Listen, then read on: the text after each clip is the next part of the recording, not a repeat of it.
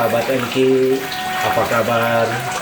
Mudah-mudahan sahabat MK semua selalu dalam kesehatan, baik sehat lahiriah maupun batiniahnya. Tak lupa buat sahabat MK yang lagi menjalankan ibadah puasa, mudah-mudahan ibadah puasanya dan ibadah yang lainnya diterima oleh Allah Subhanahu wa Ta'ala. Amin ya Rabbal Alamin. Assalamualaikum warahmatullahi wabarakatuh. Ketemu lagi dengan MK5 Official. Kali ini kami akan berdiskusi dengan Bapak Ustadz Mahmud seputar bulan suci Ramadan dengan tajuk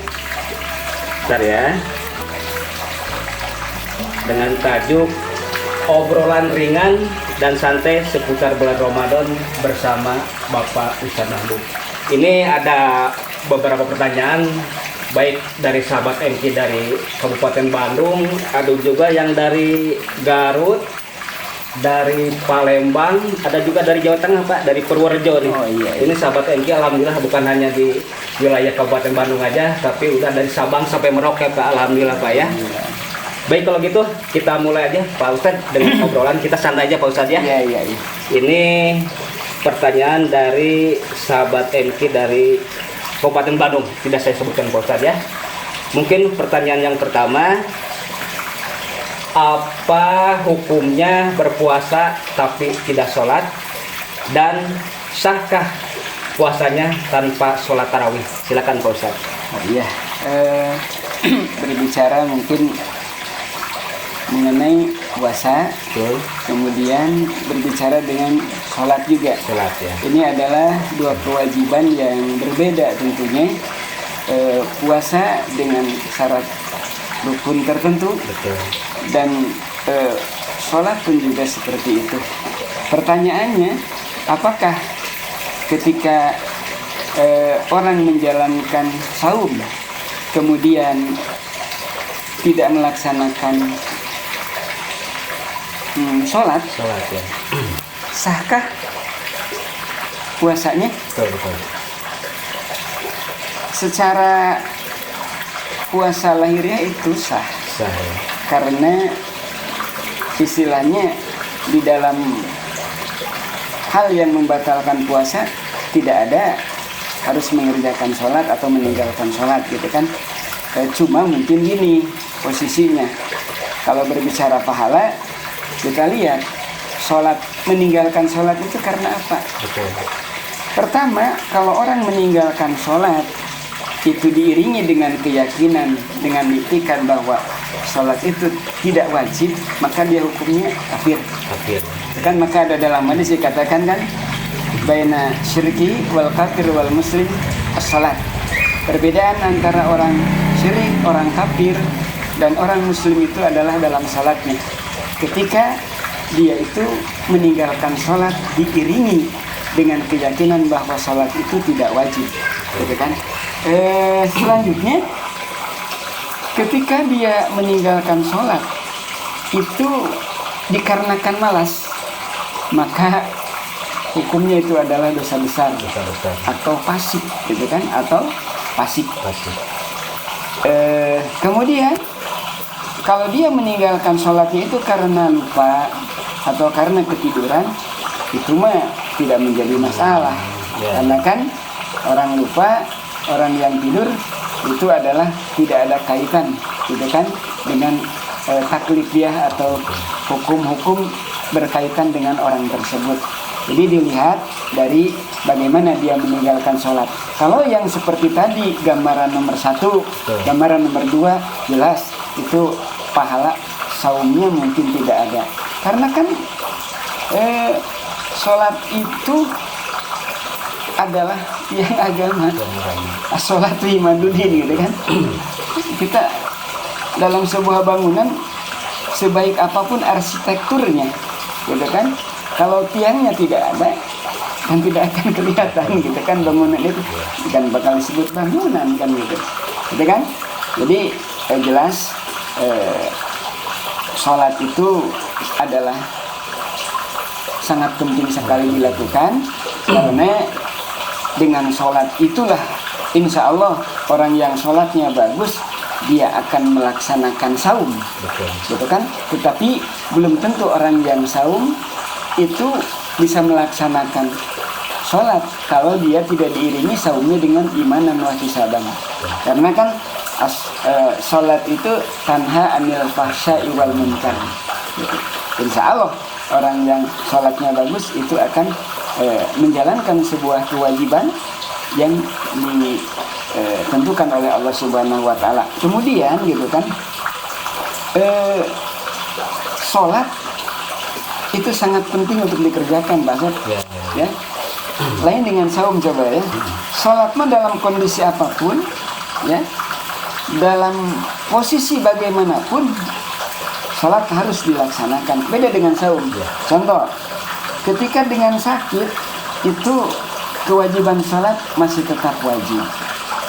Kalau tidak bisa berdiri, duduk kan? Kalau tidak bisa duduk, berbaring. Kalau tidak bisa dengan isyarat, gitu kan? Dengan isyarat, gitu kan? Kalau saum, kalau sakit itu bisa ditinggalkan saumnya.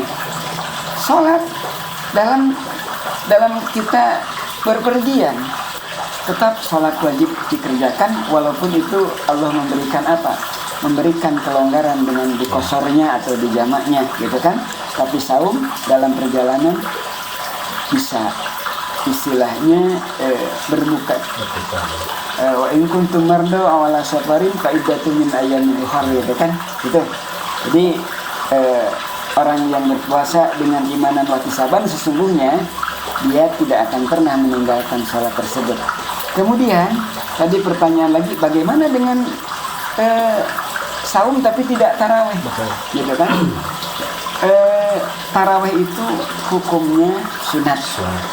Cuma mungkin yang harus jadi catatan oleh kita bahwa dalam sebuah hadis dikatakan man qoma ramadhana imanan wa ihtisaban ghufira lahu ma taqaddama min dhanbi. Orang yang melaksanakan atau berdiri melaksanakan sholat, Imam Nawawi mengatakan bahwa itu adalah sholat tarawih. Dan kebanyakan ulama seperti itu. Orang yang melaksanakan tarawih, kemudian dasarnya iman dan ketulusan, keikhlasan, ghufira lahu ma taqaddama min dhanbi. Itu kalau tengah laksanakan tarawih mah moal aya janji Allah, ghufira lahu ma taqaddama min dhanbi. Itu mungkin kira-kira pas. Terima kasih Pak Mahud. Mudah-mudahan untuk sahabat MK 05 dari Kabupaten Bandung puas dengan jawaban Pak Ustadz. Baik, untuk selanjutnya mungkin pertanyaan yang kedua datangnya dari sahabat MK 05 dari Kabupaten Garut ya Pak Ustadz. Alhamdulillah sahabat MK bukan hanya di Kabupaten Bandung aja tapi udah mungkin seluruh Indonesia nih. Pertanyaannya, Assalamualaikum Pak Ustadz, saya mau tanya apa saja tanda-tanda puasa yang diterima Allah? Oh gitu ya. Ya, silakan Pak Ustadz. Atau sulit itu mau puasa? Mungkin secara lahiriah mungkin ya. Jadi itu kan kalau masalah pahala masalah gaib ya. Betul. Masalah gaib. Dia diterima atau tidak itu urusannya adalah urusan gaib. Betul. Tetapi mungkin kalau kita lihat bahwa puasa itu diwajibkan itu endingnya. Akhirnya la'allakum tattaqun, supaya bertakwa. Kalau masalah takwa itu kan setidaknya kita bisa lihat lah sehabis puasa atau ketika puasa itu bisa dilihat orang yang puasanya diterima oleh Allah itu akan bisa berbagi, meningkat gitu kan, sensitivitas sosialnya meningkat gitu kan. Kami di dalam Al-Quran dikatakan yunfikuna fisyarra'i wad-dharra'i, gitu kan, dia memberikan infak gitu kan, baik dalam keadaan lapang punya gitu kan, mampu gitu kan, ataupun dalam keadaan dia sempit. Jadi berupaya untuk bisa berbuat baik, karena memang keimanannya seperti itu. Gambaran orang yang saum diterima oleh Allah secara lahiriah, dia meningkat dalam istilahnya amal sosialnya berbentuk berinfak atau bersedekah. Kemudian yang kedua, orang yang saumnya mungkin diterima oleh Allah secara lahiriah, gambarannya Betul. dia itu bisa menahan marah, ya. Mampu untuk marah tapi ditahan. Bukan dia tidak marah karena tidak mampu, itu mah bukan. Mampu dia marah tapi dia tahan, gitu kan. Umpamanya dia kita mampu marah kepada anak, gitu kan, tapi kita tahan, gitu kan. Karena anak kan di bawah kita, gitu kan. Tapi lamun dia mah orang kan yang keatasan marah, tapi dia mampu marahnya ditahan, itu mah keasup, gitu kan. Ke bawah. Jadi membahas Al-Quran wal kadhimina al-ghaidha, gitu kan, gitu. Jadi menahan amarah itu sendiri. Kemudian orang yang puasanya diterima oleh Allah, mungkin gambarannya adalah dia itu pemaaf, memaafkan. Bahkan sebelum minta maaf pun juga adalah dalam hatinya dia mengatakan saya maafkan. Mungkin saya yang salah lah, saya yang salah sebenarnya, gitu kan, bukan dia, gitu kan.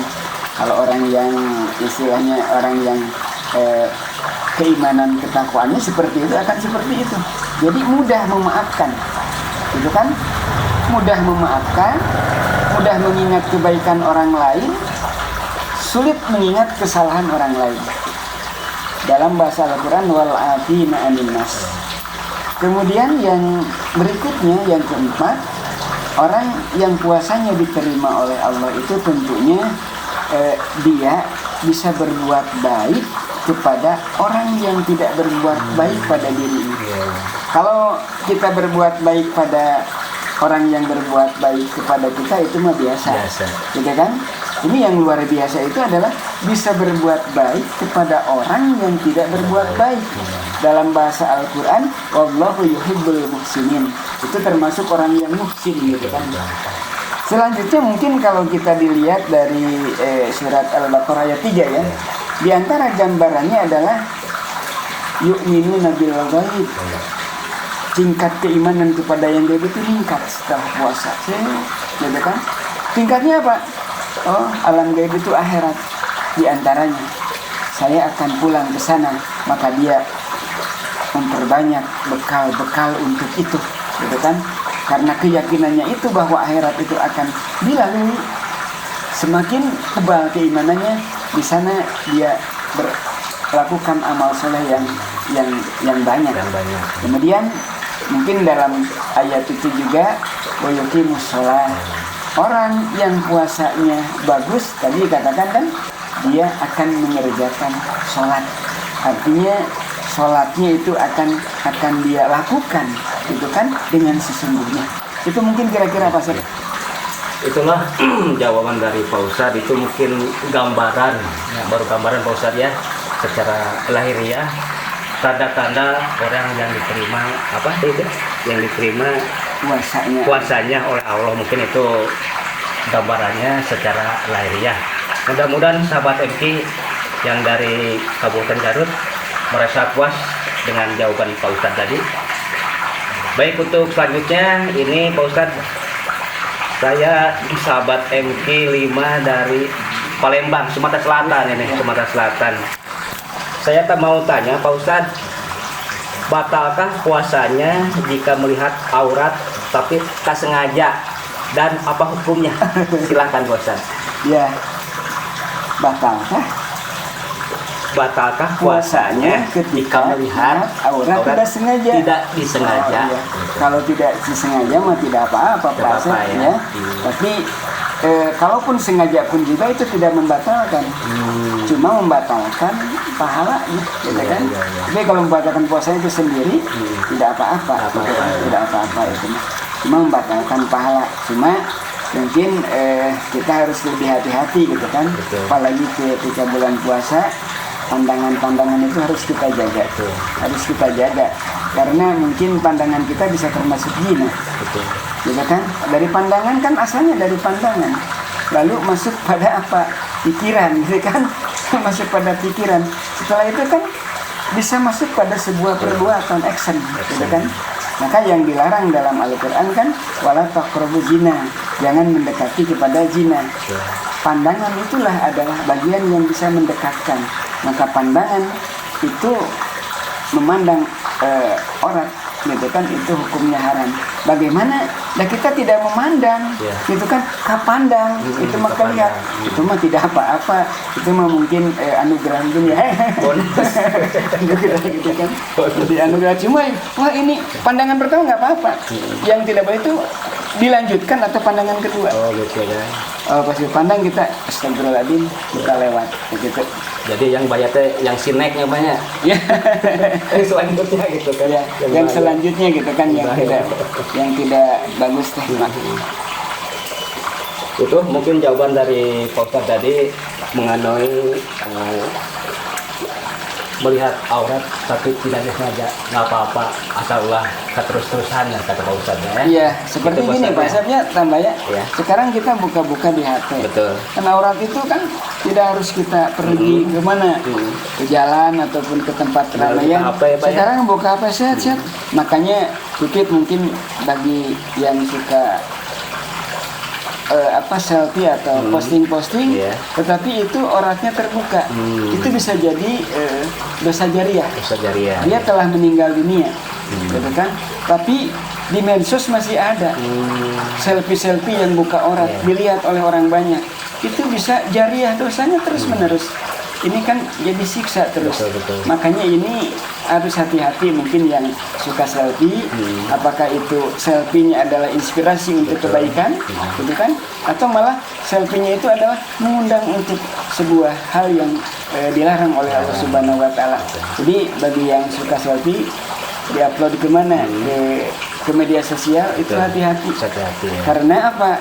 Karena terus-menerus dilihat.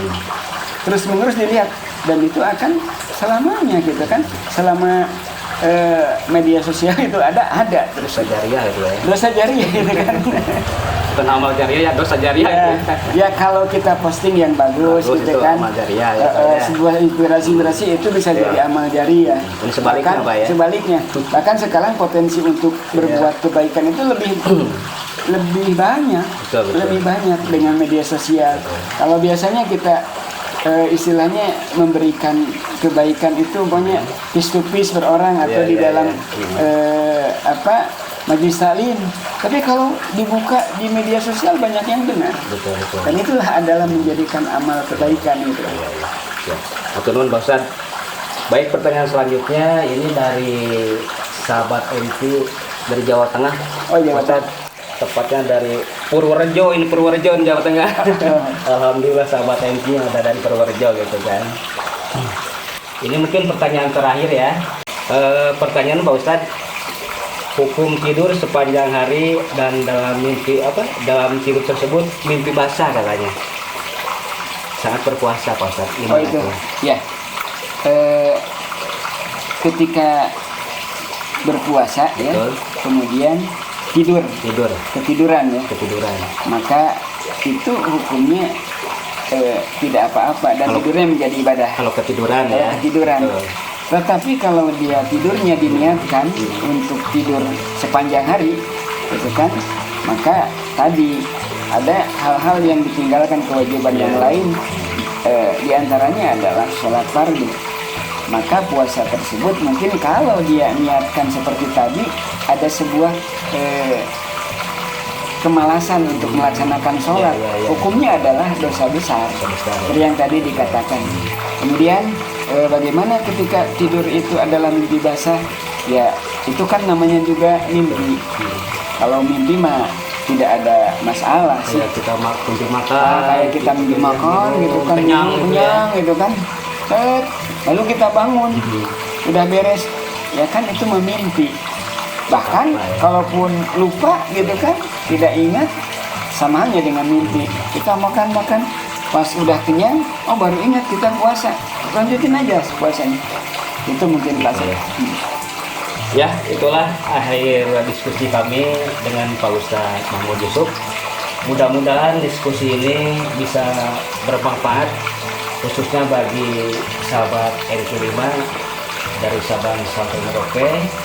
Mudah-mudahan bisa menambah wawasan ilmu agama ya Pak Ustadz ya. Ya, Mungkin sampai ketemu lagi di episode yang akan datang.